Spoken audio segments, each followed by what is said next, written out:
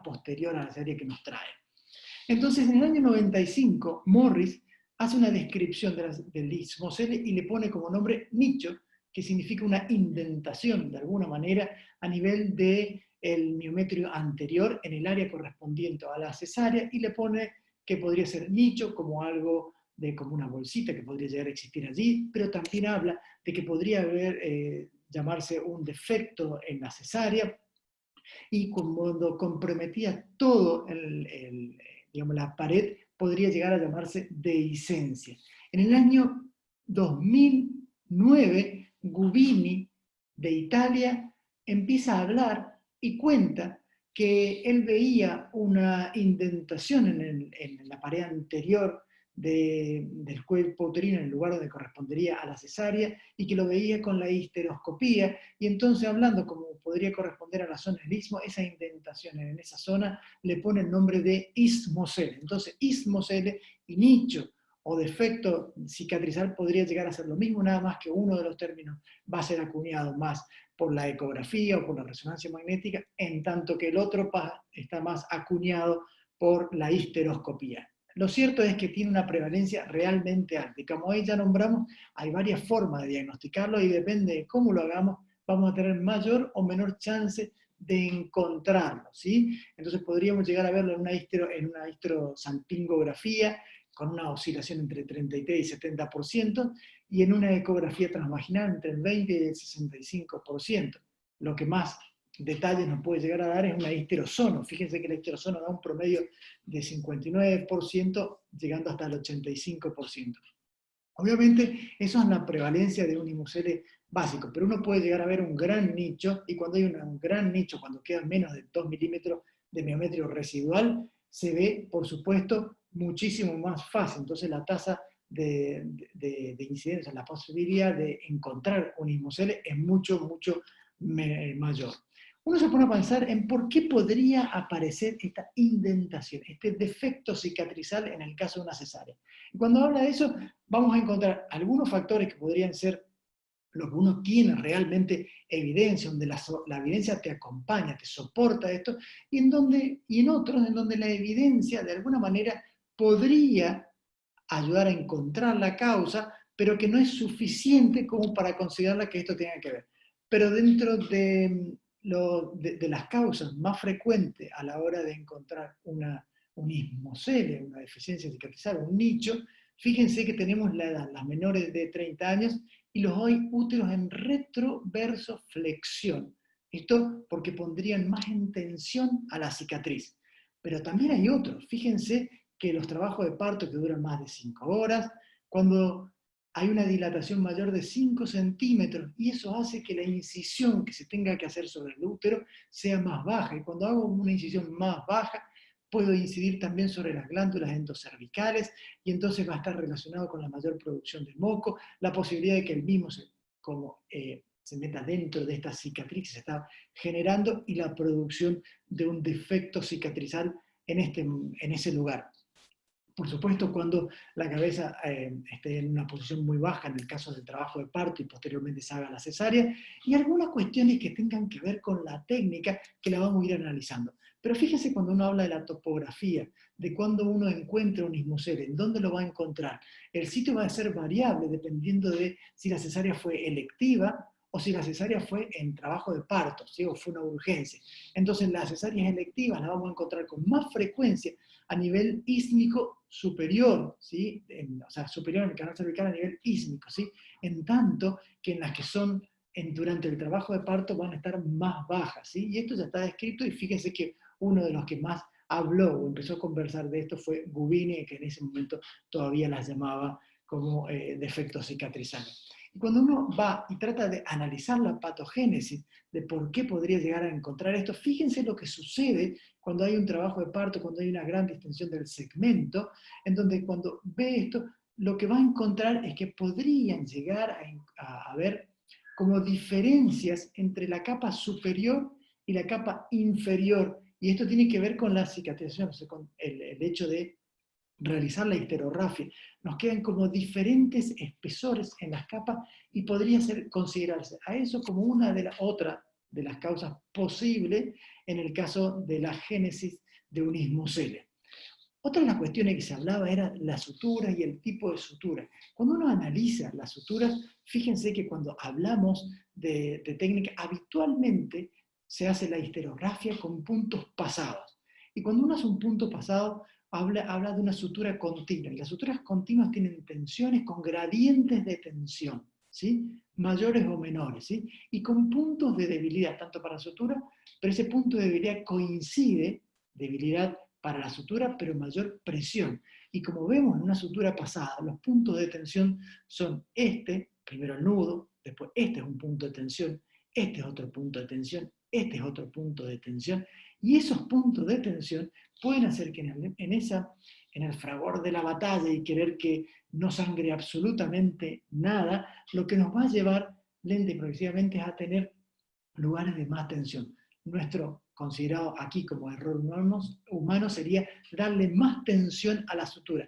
Y esa mayor tensión a la sutura nos va a generar áreas de isquemia en este sector, que sumado a las incisiones bajas, que sumado a los defectos en la pared anterior y posterior, condicionan de alguna u otra manera a la posibilidad de que nos aparezca posteriormente un ismocele. Pero bueno, dentro de esto podríamos resumir que los úteros en anteversoflexión, en retroversoflexión, son, digamos, más probables que tengan los defectos en los materiales y por supuesto la inflamación que pudiera llegar a tener estos tejidos. Pero no solamente pueden aparecer en los úteros en retroflexión, fíjense acá que pueden haber, esto es claramente un útero en retroflexión y ahí vemos el defecto anterior, pero fíjense como un útero en anteversoflexión también puede tener un ismocele. O sea, no es una condición sine qua non que tenga el útero en retroversoflexión, es que en todo caso una condición no modificable. Clínicamente, cuando nosotros estamos en presencia de este defecto, este nicho anterior, lo que hablamos es que esto genera una acumulación de sangre en este sector durante el periodo menstrual. Esa acumulación es aún mayor durante el periodo que distiende el área, lo hace más evidente, lo hace más grande, y esa sangre que se acumula en ese sector posteriormente comienza a producir uno de los síntomas cardinales, que es el spotting postmenstrual. Entonces, una de las cuestiones que tenemos que empezar a aprender a preguntarle a nuestros pacientes es cómo son sus ciclos menstruales, cuánto dura, y la pregunta de aquí, en este caso, que es crítica, que es, ¿usted tiene ese sangradito, esa pequeña metrorragia, ese spotting, como lo llamamos, postmenstrual? Y por supuesto, si eso cambió después de haber tenido la cesárea. Le quiero contar de que el spotting postmenstrual está presente en el 63,8% de las pacientes que tienen ismocele. Eso nos deja un lapso que sería cerca del 37% de mujeres que en todo caso no tienen estos síntomas, pero vale la pena, con más del 50%, pensando que más del 50% de las mujeres tienen spotting postmenstrual, preguntarle en nuestra consulta clínica. Pero otro de los factores que pueden llegar a aparecer es el dolor. Ese dolor que va a tener que ver con la presencia de un ismocele y por supuesto el incremento de la sangre a nivel de ese lugar y por supuesto también la relación que existe sobre la vejiga que estaría en este sector y las relaciones de la clínica durante el periodo menstrual. Es decir, el dolor ese se incrementa con el periodo menstrual, es bien anterior, se agrava los síntomas o aparecen síntomas urinarios. Es decir, usted durante el periodo menstrual tiene, por ejemplo, más deseo de ir a orinar o orina con más frecuencia. Esto es una de las cuestiones que tenemos que llegar a pensar. Y se va a manifestar como el dolor incrementado durante el ciclo menstrual, como una alergia pelviana crónica. O sea, no le duele solamente durante ese periodo, sino que le duele durante todo el ciclo, y además, como está localizado en esta parte anterior, también puede estar relacionado con dolores durante el acto sexual. Y fíjense en los porcentajes: la dismenorrea en el 53%, el alergia pelviana en el 40% casi, y la dispareunia casi 1 de cada 5 pacientes lo pueden llegar a manifestar.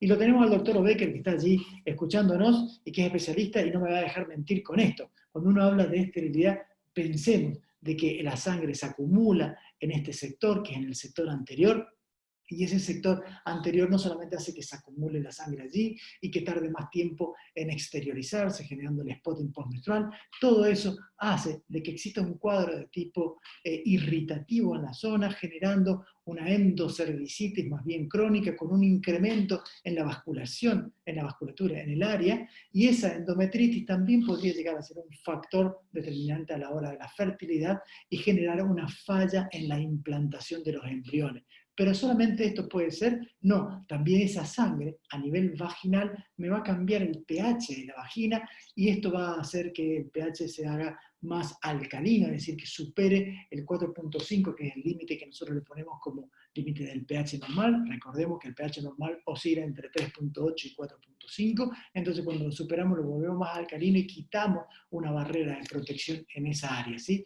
Y obviamente cuando existe esto también, eso va a afectar no solamente en la parte vaginal, sino también al moco cervical, y esta afectación del moco cervical puede también tener que ver en algo relacionado a la fertilidad, a la fertilidad, porque afecta la migración espermática. Muy bien, estamos acá parados y ahora tenemos que ver cómo lo diagnosticamos. Estamos hablando, y nos ha apoyado en esto, por supuesto, el Centro GEMA, que es un centro de diagnóstico, pero también la Sociedad de Diagnóstico por Imágenes de Emisión, así que intentaremos analizar cómo podemos hacer nuestro diagnóstico.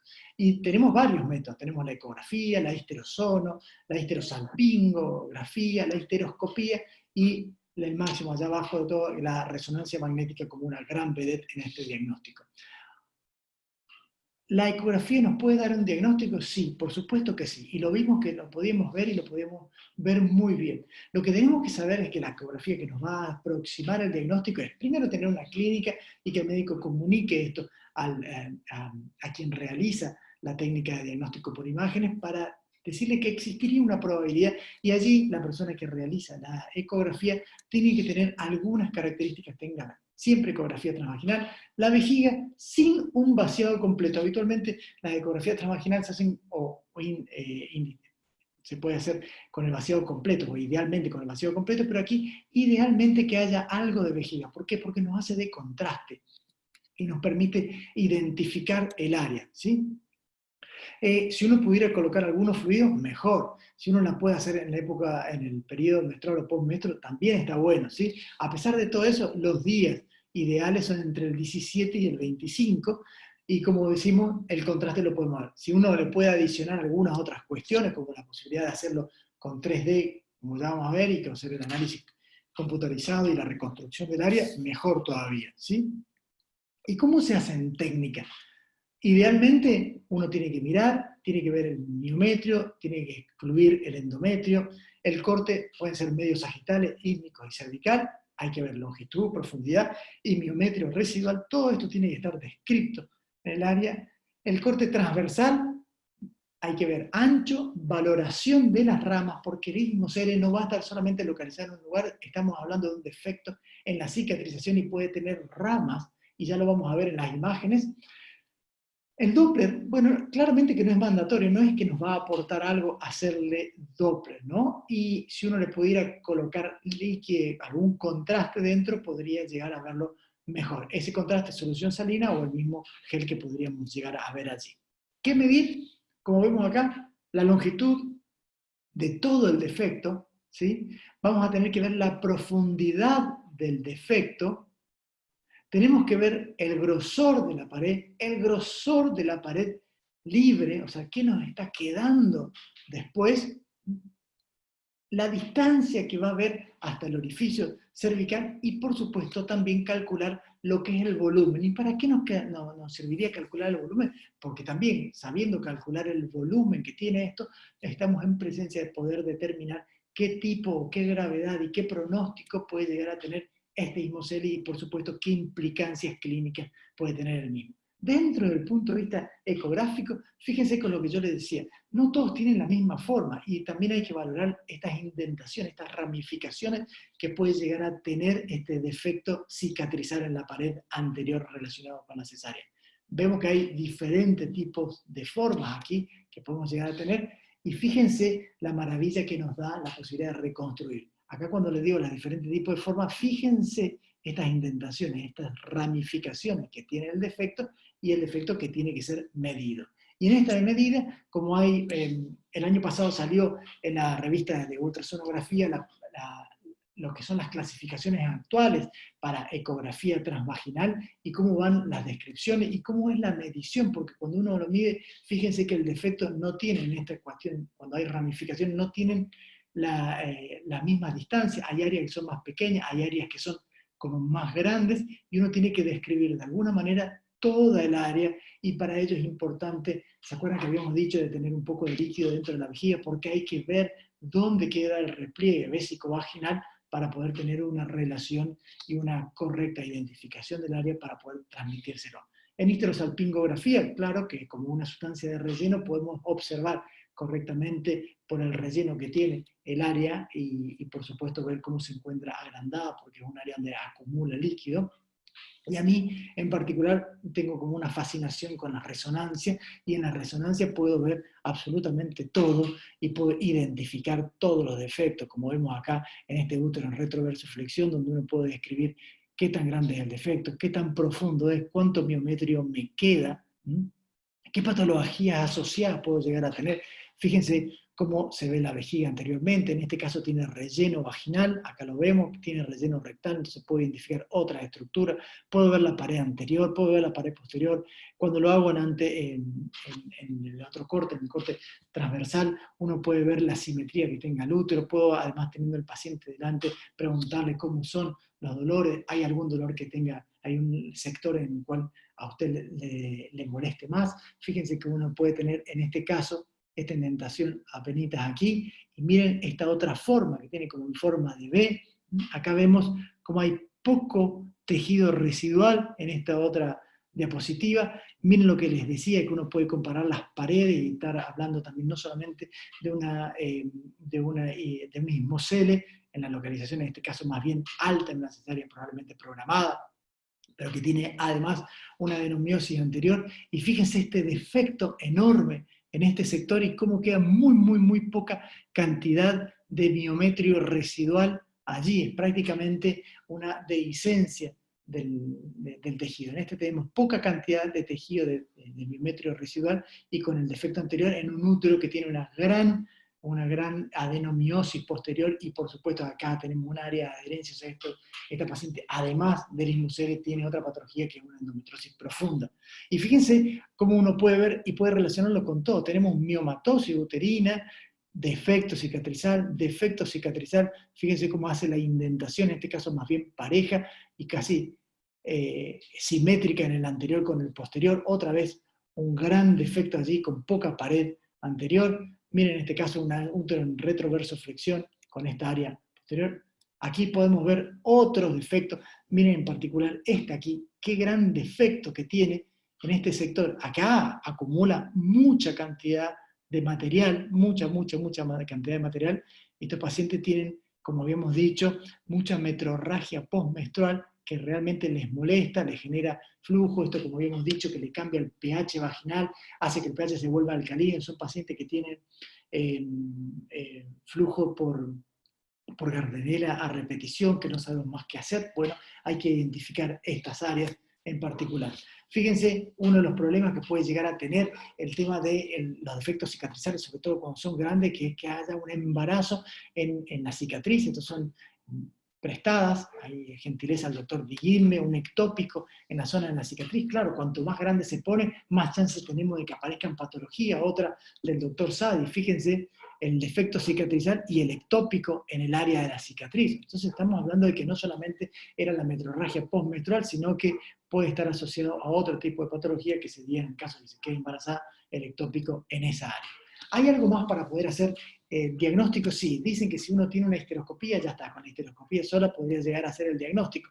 Y dentro de la histeroscopía propiamente dice, existen signos histeroscópicos que tenemos que estar atentos cuando vamos a hacer la misma. Obviamente que la vamos a sospechar y la vamos a pedir en estos casos precisos donde uno tiene una metrorragia postmenstrual. Y dentro de estos detalles está lo que se llama el doble arco. ¿Qué significa? Que existe un arco anterior y un arco posterior, que son las limitantes de que de un área interna entre ambos arcos que tiene áreas de fibrosis, que son este defecto cicatrizal, y que por supuesto crónicamente hacen una inflamación y uno puede determinar la congestión que pudiera llegar a existir en esa área. Y cuando uno hace la histeroscopía, fíjense un endometrio de tipo proliferativo, con los vasos que se ven allí, pero este endometrio se encuentra dentro de todo este defecto cicatrizal. Miren qué maravilla el gran defecto cicatrizal que se puede ver, que a su vez ese defecto cicatrizal dicen que es mayor en el lado izquierdo porque es el lado en el cual,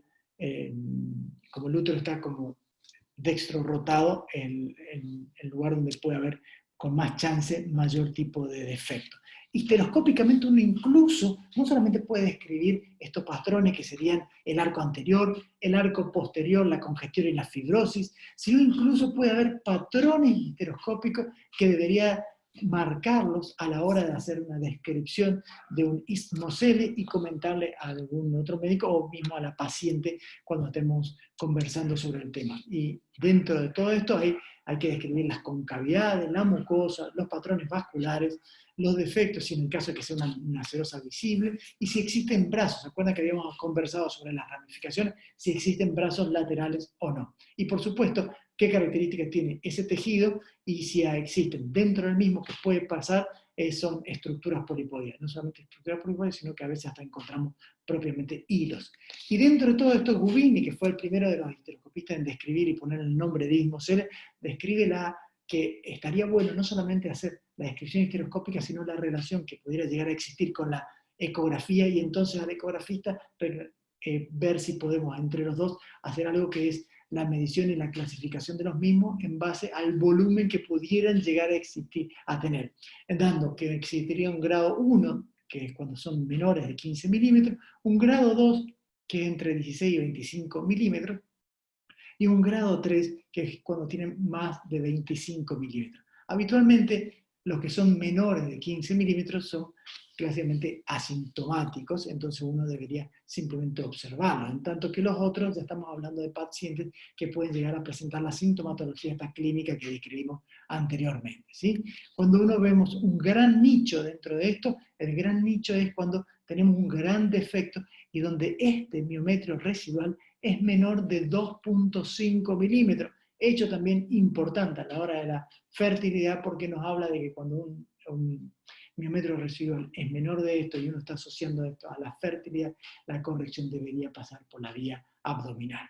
Y por supuesto, cuando ni siquiera tenés ese tipo de pared, hablamos de la dehiscencia, cuando lo que vemos del otro lado es la vejiga, o sea, vemos el peritoneo.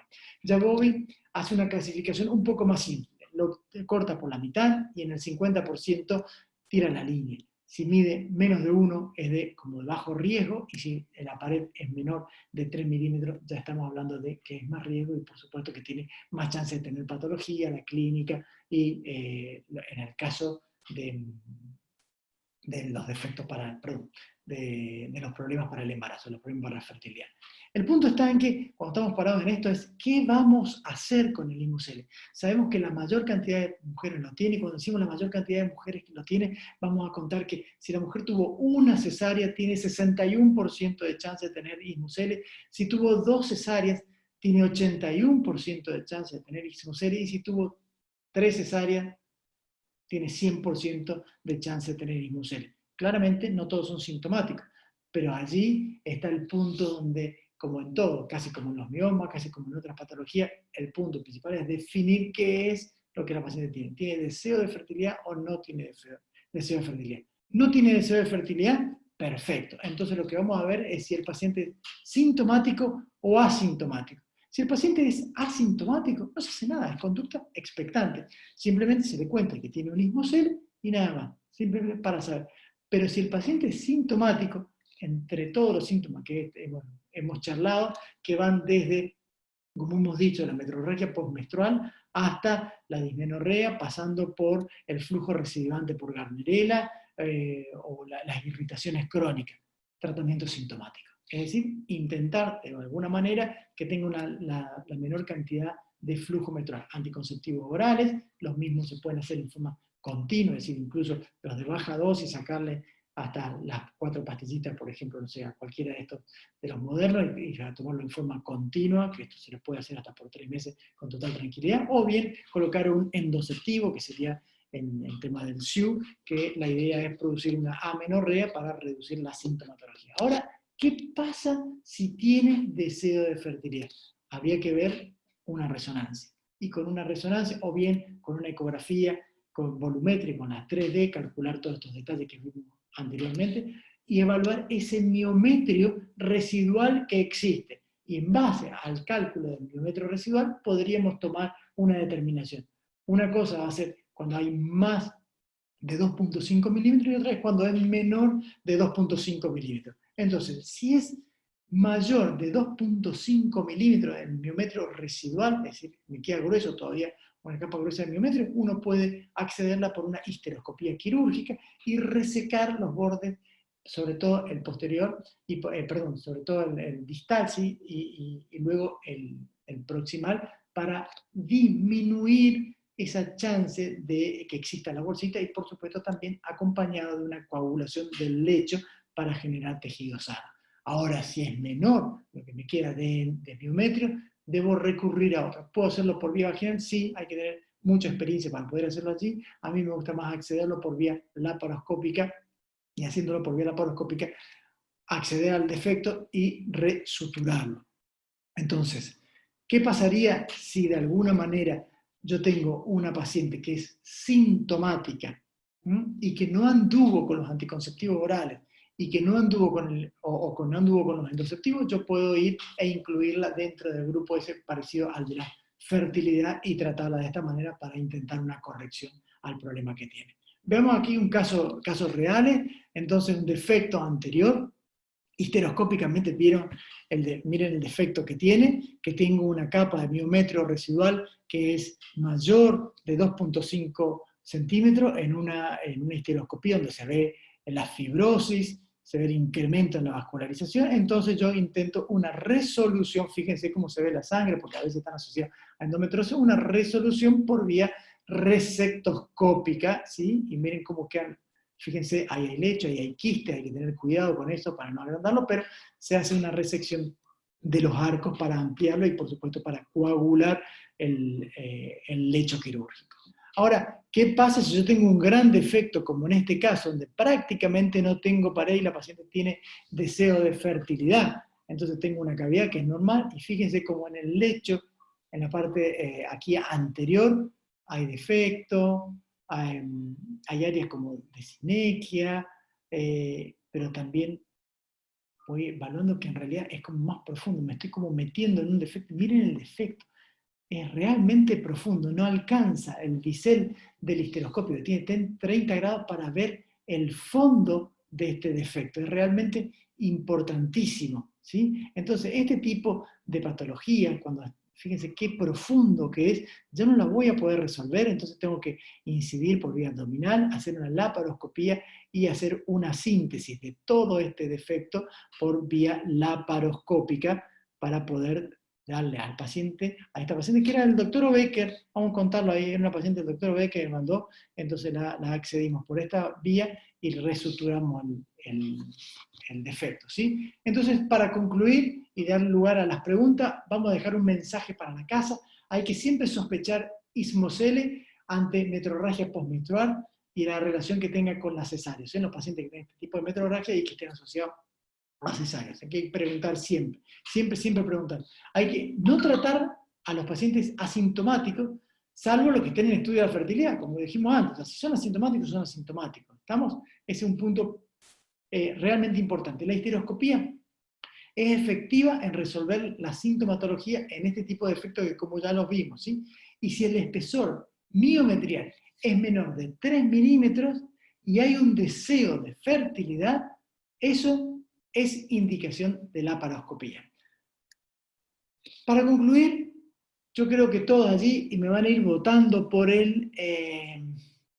por el chat, todo el mundo lo conoce, ¿sí? Al presidente de los Estados Unidos, ¿sí? Todo el mundo lo conoce, perfecto. Uno pone una imagen de él y realmente la gente lo conoce. Yo pongo esta imagen, todo el mundo, todos ustedes Si yo los hago votar, me van a decir, sí, es el Papa Francisco. Si yo le pongo esta imagen, todo el mundo lo conoce y dice, claro, es Lionel Messi, en este caso vistiendo la casaca argentina. Y yo le pongo esta imagen, ¿quién es? ¿Cómo no saben? Es Peter Mutharika, que es el presidente de Malawi. Claro, ahí está el problema. El cerebro no reconoce lo que desconoce. Entonces, si no, de alguna manera no conocemos que existe el Ismocele, difícilmente lo vamos a reconocer. Muchas gracias. Muy bien. Doctor. Calú, ¿querés hablar? Sí, quería hacer una pregunta. Muy buena la presentación. Yo tengo, justo esta semana vi una paciente embarazada de 24 semanas que tiene un ismocele sin espesor miometral, digamos, residual. Es como una fina membrana que ni la veo y el ismocele es de 21 milímetros. Lástima que no tengo acá la foto, pero yo quería saber qué me daba miedo porque yo no es algo que veo muy frecuentemente, porque bueno, no estoy muy preparado para verlo, como dice la última reflexión, pero sí me llamó la atención y bueno, le podría mandar por email, por ir la foto, pero me dio miedo de alguna rotura uterina, porque prácticamente no tenía espesor miometral residual. Y era un ismocele bien profundo. En caso de embarazo, ¿se puede por ahí reforzar ese ismocele una vez que se inició el embarazo? Si uno nota que se agranda mucho de tamaño, si supera los 25 milímetros o algo así. ¿Hay algún criterio para eso? Mira, la paciente tuya ya está embarazada. Sí. En realidad lo que hablamos de ismoceles, hablamos como un defecto de la cicatriz y lo que estamos hablando de cómo hacer para prevenir que aparezcan cuestiones o cómo hacemos los diagnósticos y ahí cómo lo manejamos. En este caso yo lo que te sugiero desde mi punto de vista es que vos la sigas para evaluar cómo está ese miometrio residual, cómo está el cuello a lo largo del embarazo. Y después, en el caso de que vos le hagas, que te toque a vos hacer la cesárea, mi sugerencia es que trates de reforzar el área cicatrizal para que, si en el hipotético caso quisiera quedarse embarazada, vos le estés dando una capa de refuerzo. Pero en realidad lo que tenés que hacer es seguirla. Sí, yo soy médico de imágenes, pero el pero bueno, me llamó la atención y quería que la siga. Claro. Y bueno, me asustaba por el tema del riesgo de rotura uterina, si hay algún criterio con un ismocele severo, si hay algún riesgo de rotura o es difícil. No, lo que va a haber es dehiscencia de la sutura, eso sí puede haber, y eso va a tener que ver con, de alguna forma, el trabajo de parto. O sea, esta paciente, si es que, perdón, no trabajo de parto, sino con que tenga contracciones. Yo no hago obstetricia, no me dedico a eso, pero seguramente la van a tener que tener cuidadita, ¿no? O sea, en reposo, evitando como decimos, ¿no? Bueno, muchas gracias. No, por Excelente favor. la presentación. Bueno, gracias. Javier, una pregunta, ya que estaba hablando de una paciente embarazada, ¿qué relación o qué podemos esperar en una paciente, dependiendo del grado de ismocele que tenga, con el acretismo placentario? Bueno, justamente es uno de los problemas, así como dijimos de que existe una tasa con más frecuencia de esto que nos Embarazo parecía ectópico. raro, del ectópico a la cicatriz, hay que pensar que el acretismo placentario, digamos, el acretismo sucede en cuando hubo algún factor que pueda determinarse dentro de la cavidad, que puede ser desde un legrado hasta, por supuesto, una cesárea. Entonces, cuando existen cesáreas anteriores, estamos incrementando las chances de que haya, de que haya un acretismo placentario. Cuanto más fino es el defecto, o sea, más angosto, la menor es la cantidad de miometrio residual, más chance va a tener de que se perfore, ¿no? Perfecto. ¿Alguien quiere hacer alguna pregunta? Javier, excelente Sí. la charla. te dije que me sentaba cómodamente en la platea para verlo jugar a Riquelme y la clavaste en el ángulo como siempre. Gracias por compartir tus conocimientos. Un abrazo enorme. Excelente la charla, Javi. Bueno, gracias, Calú. Muchas gracias, muchas gracias. No sé si vos tenés acceso al chat, Javi. A ver, sí, ahí me voy al chat. A ver, participantes, chatear. Así no estoy haciendo de... Javier, desde Encarnación, un poquitito así en representación de los colegas de aquí del otro lado de la orilla, no sé si están todos, pero al menos yo pude deleitar y tener una siesta un poco diferente escuchando lo tuyo. Te lo hice saber también a mis residentes y bueno, supongo que habrán aprovechado al máximo. Te agradezco muchísimo y sobre todo al instituto, este tipo de actividades. Con Juan Carlos seguramente mañana estaremos también hablando de otras cositas por la mañana. Sí, no se lo pierdan a Calú mañana, ¿eh? Mañana a las 11 de la mañana, Calú para todos. Hablando de pubertad precoz. ¿No, Calú? Retraso puberal, retraso puberal. Retraso puberal, ahí está, retraso puberal. Pero sí, estamos ahí. A ver, si yo estoy viendo las preguntas, a ver si hay alguna.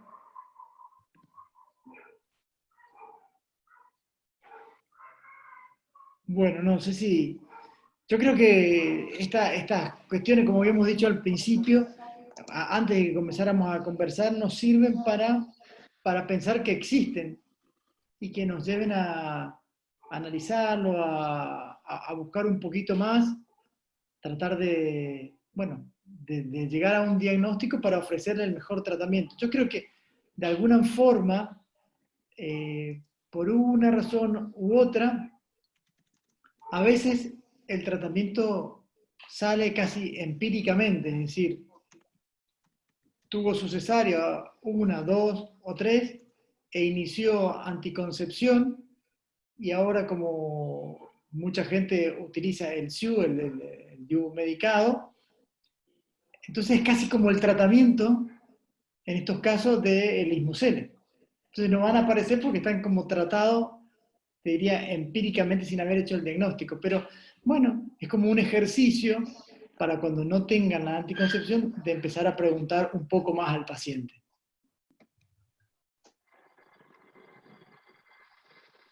Bueno, si no hay más preguntas... Me pasa, perdón, ¿qué tal? Sí, hola, ¿qué tal? ¿Qué tal? Yo soy Silvina Moreno del Hospital Británico y me pasa a separar, no sé si a vos te Silvina, pasa, Javier. Viste que puse la foto, ¿no? Del Juli, ahí. Sí, lo vi. Es el de ustedes. Lo vi. Me pasa que hay distintos tipos de pacientes, ¿no es cierto? Yo separo mucho los que vienen derivadas de centros de fertilidad, porque en el momento de prepararlas para una transferencia tienen líquido en la cavidad y esto al fertilólogo sabe que va a tener una disminución de su tasa de implantación. Y la otra paciente, la que consulta por el spotting crónico, por el dolor y demás. En cuanto a los tratamientos de una y la otra, a veces yo soy un poco más conservadora en las pacientes de fertilidad, ¿no es cierto? Porque esta no es una cirugía reparativa, sino que es una cirugía que tiende a mejorar una función de drenaje del útero. El defecto queda, sino que lo que hacemos es evitar que quede este líquido molestando a una futura implantación o que dé un spotting continuo. No sé si has escuchado de ahora el nuevo tratamiento completo de los 2 arcos, del coagular bien la cúpula. A mí me ha pasado de hacer resecciones en menos, de hacer resecciones de la parte inferior del Ismocele, con lo cual la paciente deja de retener el líquido, o sea, sin hacer ese tratamiento propuesto de la coagulación de la cúpula, no sé, a veces porque estoy muy en el límite y no quiero correr riesgo y prefiero hacerlo, a veces hasta le digo a la paciente, quizás tenemos que hacer 2 procedimientos, pero en los pocos casos que hemos tenido me ha ido relativamente bien, directamente apuntando a eliminar la reserva de este líquido en el Ismocele. No sé si... Sí, si bien coincido con vos, o sea, yo creo que el arco posterior para que drene mejor, porque en realidad lo que querés es que drene mejor, o sea, lo que vos querés es que de alguna forma no se acumule, porque el acúmulo es el que te genera todo lo otro, te genera la endometritis, te genera el flujo crónico, te genera el spotting, entonces si vos podés drenarlo, mejor. En estos tratamientos que son como un poco más radicales, fíjate que van hasta tratar hasta el posterior, o sea, viste que es como circunferencial, porque hay como una reacción posterior, además, entonces yo creo que ya irte al posterior es como mucho, además, es más, hasta le tengo temor a que se cierre después de eso y haga una estenosis Bueno, a mí me pasa del sector. eso. Entonces yo creo que idealmente es coagular lo que vos veas, que podría estar, cuando vos ves glándulas adentro, yo creo que tenés que coagularla, porque si no eso genera también el arco, el posterior, perdón, el anterior sería como el que es más, sacarlo más, sobre todo para que el defecto, en vez de quedar así redondito, te quede como abierto abajo, o sea, te va a quedar arriba un poquito y quemarle lo que vos puedas en este sector. Pero digamos, en la parte posterior del útero, eso nunca lo trato, ¿no? Ese nunca lo trato. Yo creo que ese tipo de tratamiento resectoscópico es simplemente para facilitar el drenaje. Exacto, viste que últimamente también están proponiendo un second look antes de un embarazo, sí. que también me lo cuestiono, porque digo, a ver, es una cirugía funcional, me basta con que el fertilólogo que me la deriva, o sea, ya no vea ese líquido, o sea, si es una cirugía funcional, ya no ve el líquido, listo, yo no tengo por qué volver a entrar, pienso. No sé si has escuchado últimamente las recomendaciones. Bueno, los second look, sí hay recomendaciones, incluso ahora en el 2020 salió un metaanálisis con esto, sí que creo que ahí lo puse en alguna de las cuestiones, estábamos tratándolo y puse el tema del metaanálisis, donde hablan de la posibilidad de second look. Yo te voy a contar qué hago yo en mi experiencia. En mi experiencia, si nosotros hacemos una laparoscopía y le hacemos una corrección laparoscópica, le hago la ecografía y esto es por una cuestión mía personal, le hago un second look histeroscópico para que yo me quede tranquilo de cómo quedó. Pero que cuando haces una reparación laparoscópica, no no histeroscópica. histeroscópica. Cuando hago laparoscópica, yo le hago un second look histeroscópico para ver cómo queda el defecto, o sea, cómo quedó. Ponele por miedoso, ponele por cuestiones académicas, si querés, pero lo hago. Pero ahí en tu no. reparación laparoscópica ya estás, o sea, interviniendo en una reparación anatómica, no tan funcional como hacemos con el resector, ¿no es cierto? Entonces me parece lógico lo tuyo. Exactamente. En la funcional no, prácticamente me quedo con la imagen que me dé en la ecografía. Perfecto. Y eso. No le hago un second look histeroscópico. Fantástico, estoy de acuerdo. Hay un par de preguntas en el chat, Javier. A ver, vamos al chat. Ay, a ver.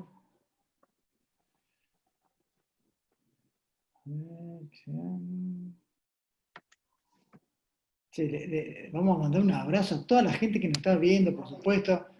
A Silvina del Británico, a Ezequiel Barbero, que nos está viendo acá de Río Cuarto. Hay gente de Tarija también, así que vamos a mandar saludos a todos. ¿Dónde están las preguntas?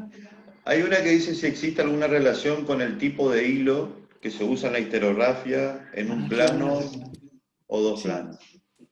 Es una linda pregunta esa. Idealmente, si uno pudiera, cuanto vos tenés tejido miometrial, vamos a pensar qué haríamos en el caso de una miomectomía. Cuanto más podés anatómicamente reconstruir las capas, mejor.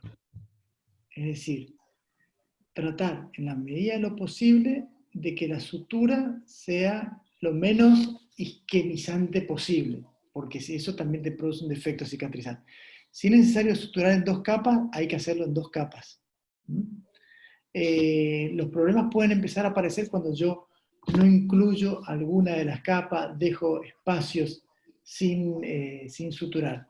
Y después hay otra de las cuestiones, es con qué hilo yo debería suturar. Y ahí hay un problema. Si yo uso hilos que se absorben extremadamente rápido, lo que voy a tener es que el defecto puede estar presente. Y sobre todo, cuando se agravan con algunos factores. Si yo ya sé que los úteros están en retroverso, y si hay factores que podrían llegar a tener acá, como algún grado de infección, o adherencias en la pared anterior que afecten la capacidad retráctil. Entonces, mi sugerencia es que lo evalúen dependiendo del momento en el cual hicieron la cesárea, que también es importante, y si es necesario suturar en 2 capas, que lo hagan en 2 capas, y que traten de ser los menos que utilicen como quieran la sutura. Es cuando uno habla desde el otro lado, digamos, hay que estar en la cesárea también, como ustedes dicen, ¿no? Pero de ser posible, eviten la sutura pasada, porque la sutura pasada, que es muy buena y es muy hemostática y queda muy linda, también es cierto que es muy, que genera mucha isquemia. Dice, entonces sería mejor suturar miometrio y peritoneo visceral de manera conservadora preventiva. Pero el peritoneo visceral digamos, a ver, el peritoneo visceral no interesa. Yo lo que digo es que se pueden dar 2 capas de miometrio, se puede suturar el miometrio en capas.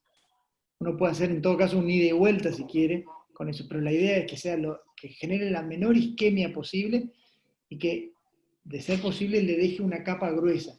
Si yo lo frunzo mucho, para que lo entiendan, si yo lo frunzo mucho y lo pongo como en una sola capa, pero lo comprimo demasiado, lo que yo estoy generando con la sutura es esa indentación, y lo que tengo que evitar ya desde el punto de vista técnico es de generar la indentación esa, ¿sí? Entonces, por eso la idea es intentar hacerlo cuando da el miometrio en 2 capas.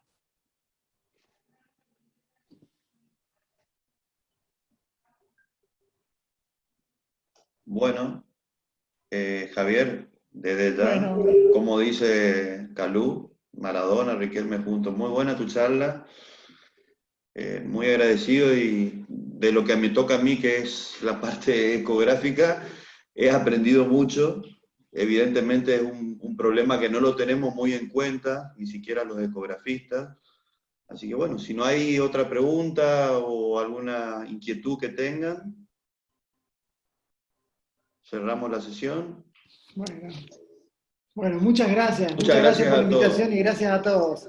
No, por favor, gracias a todos los que se conectaron, porque cuesta a veces juntar la gente. Como dice Javier, si esto era presencial, seguramente no íbamos a ser más de 3 o 4, así que muy contento con la charla. Gracias a todos. Gracias. Chao, chao. Excelente, Javier. Bueno, muchas gracias, muy amables.